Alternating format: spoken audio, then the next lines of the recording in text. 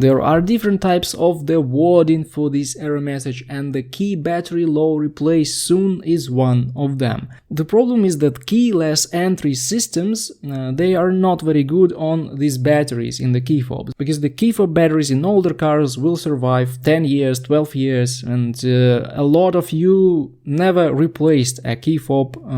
battery in older vehicles. But when you have the keyless entry system, this key fob communicates with your car at all times. Even if you're a mile away, it will try to communicate with your car. And this is a comfort feature, because when you approach your car, the vehicle wakes up, it knows that you are near, and it can open the doors and all the things. So this is the comfort feature, but for this you will need to replace the battery in your key fob once every year, or maybe once every 10 months, depending on what kind of battery you're buying. Also, I have seen batteries go bad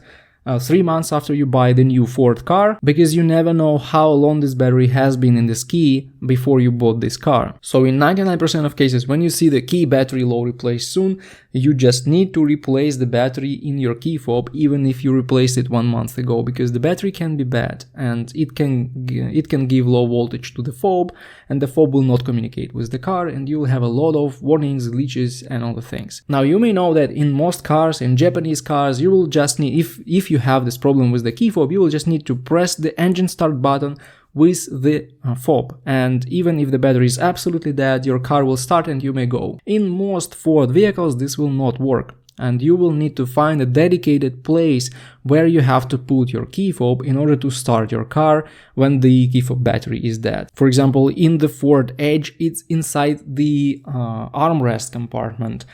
In Ford F-150, it's under the cup holder liner, and they keep hiding this place where you have to put your key fob to start the car in different unpredictable places. So you will need the manual for your car and to find the exact place where you have to put your key fob in order to start your car when the battery is dead.